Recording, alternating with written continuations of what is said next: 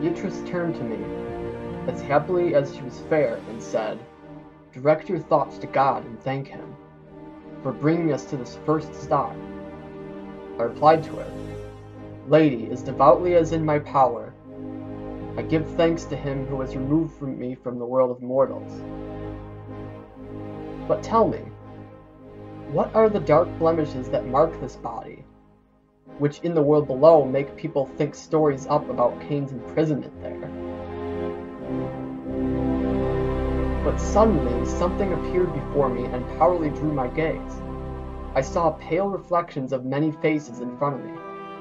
They were so faint that they looked like a vague image as seen in clear water, unpolished glass, or a pearl in a woman's forehead. As soon as I caught sight of them, assuming their faces to be mirrored, I turned my eyes to see whose they might be.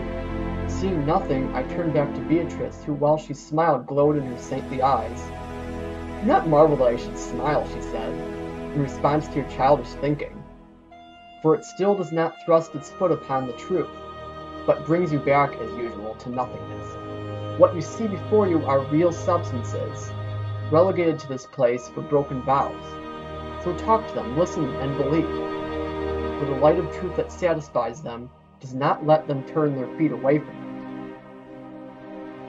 Turning to the shade who seemed most anxious to converse with me, I began, almost like a man confused by overeagerness. "O happily created spirit, who in the rays of infinite light savor the sweetness that, untasted, can never be imagined, I would be grateful if you informed me of your name and destiny." Whereupon she readily, and with eyes smiling, replied, "Our loving kindness little locks the door on a fair inquiry, as does the love that wishes the whole court to be as it is.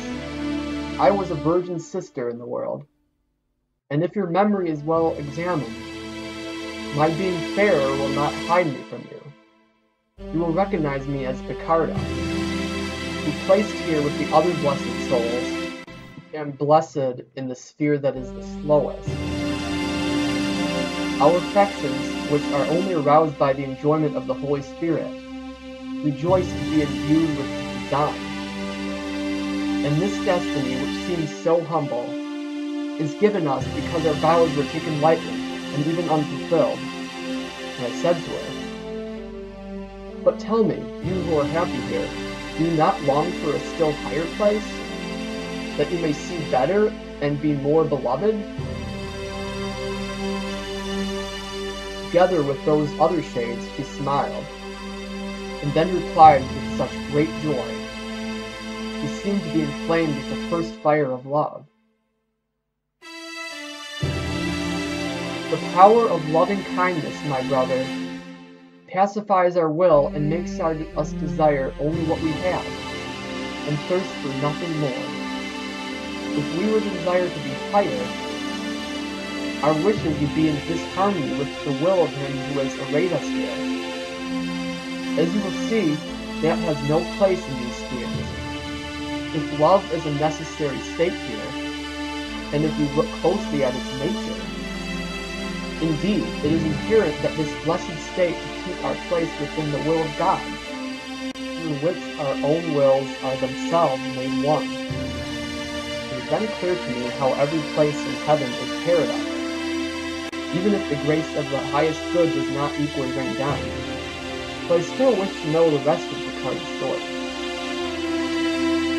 A perfect life and the highest merit," she said, "have been skied up higher a lady named Claire, by whose rule in your world some are dressed and veiled, so that up to their death they may sleep and wake with that bridegroom, who accepts every vow that brings into concord with his will. As a girl, I fled the world to follow her, and wrapped myself in her habiliments, and vowed to do the same as her order. Some men, however, more used to evil than good, snatched me away from that sweet cloister, and God knows what my life was after that. As for this other splendor who manifests to you on my right side, is the Empress Constance of Sicily. She also was a nun, and from her head the shadow of the holy brands removed that way. She was made empress and gave birth to last in her royal line. After Ricarda had finished speaking, she began to sing, Ave Maria. Still singing, she vanished like something heavy in dark water.